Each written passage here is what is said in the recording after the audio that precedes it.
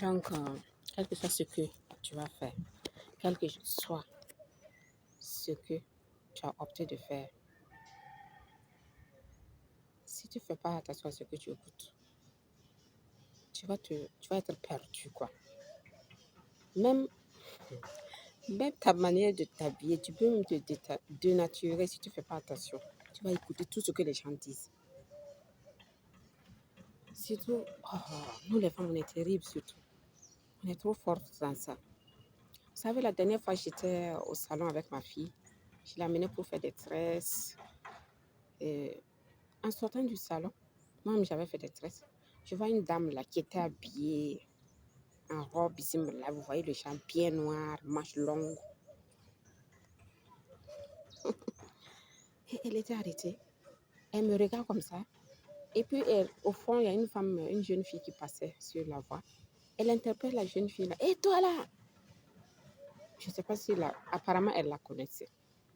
Tu as porté les mèches là longues comme ça là. Si tu meurs aujourd'hui, tu vas où? Moi, j'ai éclaté de rire. J'ai continué mon chemin. Je n'ai rien dit. Vous voyez? Moi, je crois que Dieu aime la diversité. Parce que quand vous regardez les plantes, moi, j'aime bien la nature. Vous regardez, il y a tellement de différences. Les designs sont différents. Les fleurs, il y a toutes les formes. Et Dieu nous a créés ainsi. Nous sommes tous différents. Et je pense que le monde allait être monotone si tout le monde devait avoir le même style. Donc, sincèrement, je ne comprends pas ces personnes-là. Ces personnes dites saintes, sans tache, ni rides, humbles.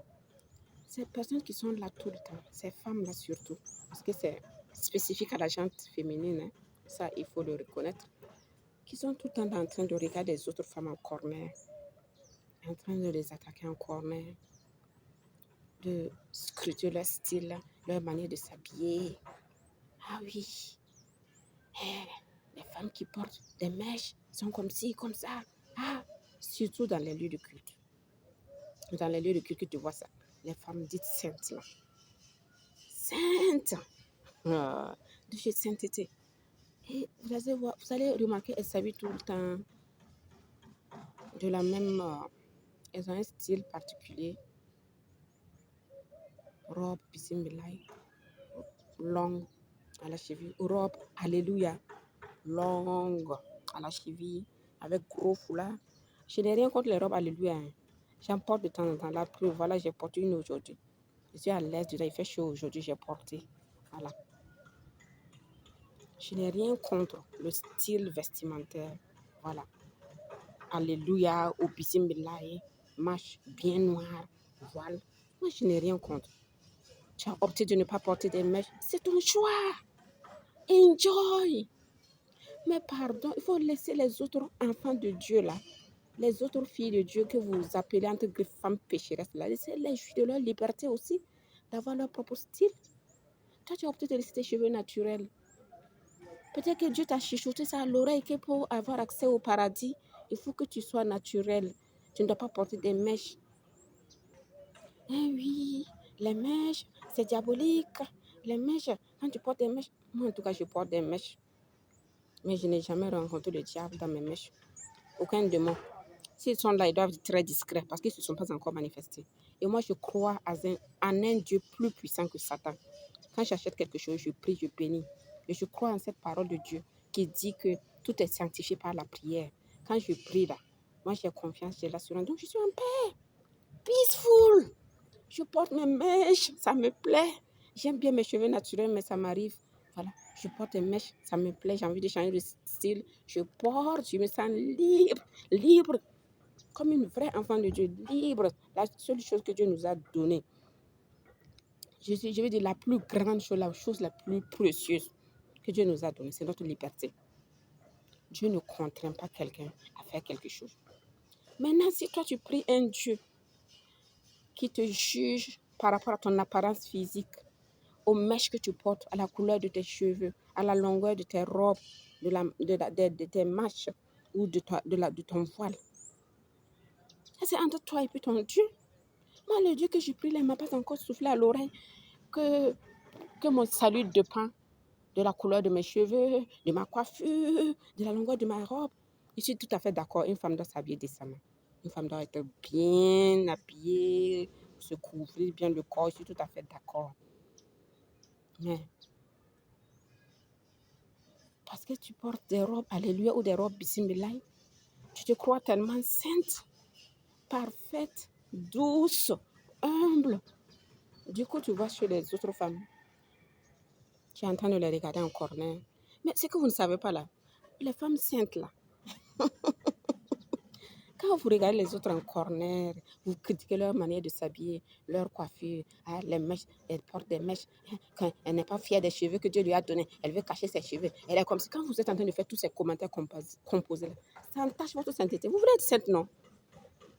Concentrez-vous sur votre sainteté, votre apparence sainte, et laissez les autres femmes pécheresses porter leurs mèches, leurs boucles d'oreilles, leur maquillage. Elles sont libres de le faire tout autant que vous. Vous êtes libre d'être naturel, de ne pas porter de mèches. Elles sont libres. Voilà. Continuez à être sainte. Sa sainteté, Madame la papesse, continuez à être sainte, c'est bien. C'est bien.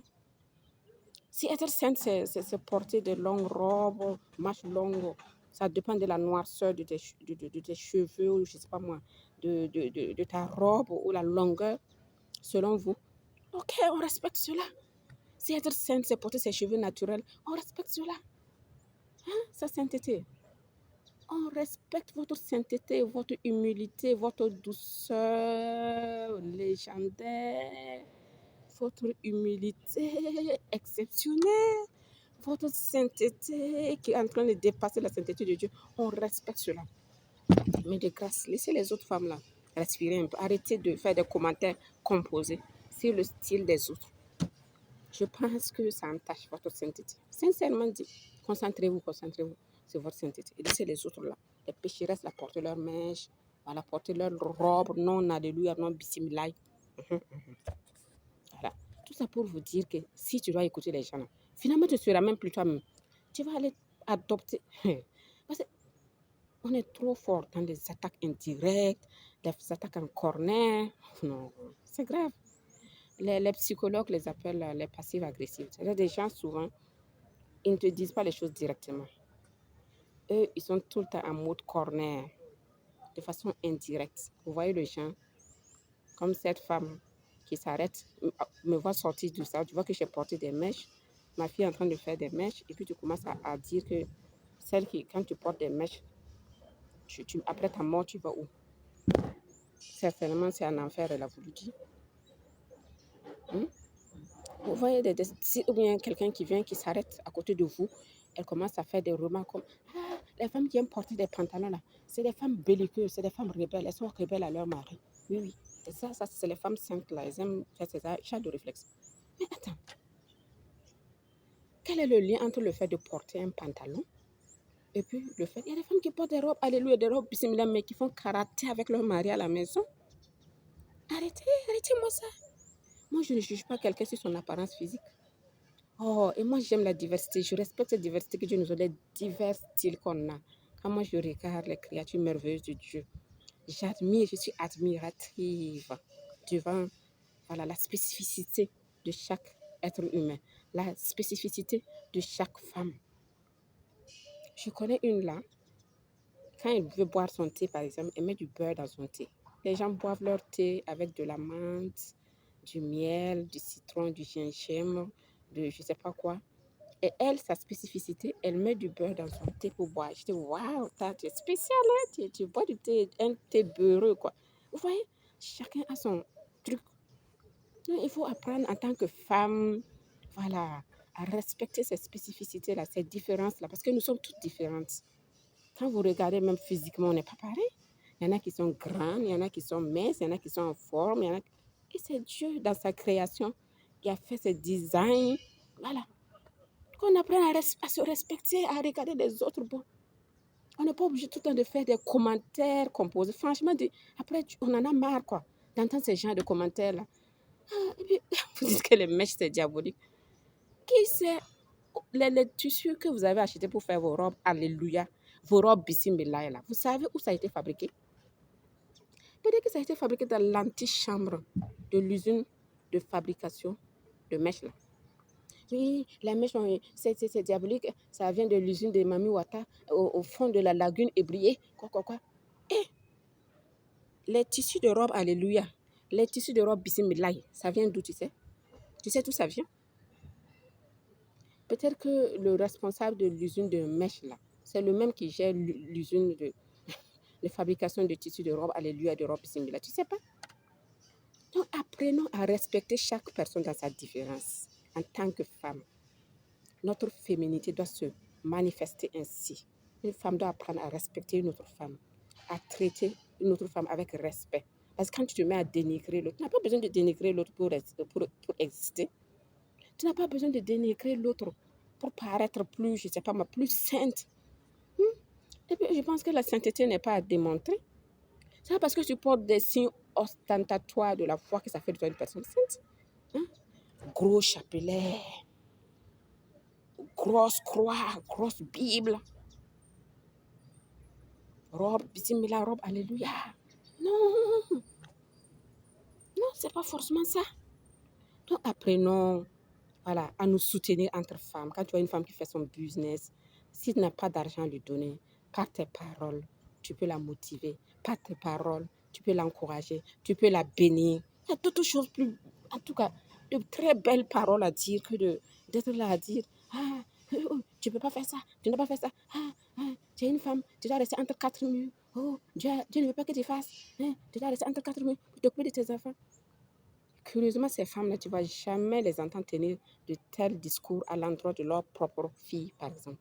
Ces gens de femmes qui disent aux autres femmes de ne pas faire ci, qu'elles doivent rester entre quatre murs, s'occuper de leurs enfants.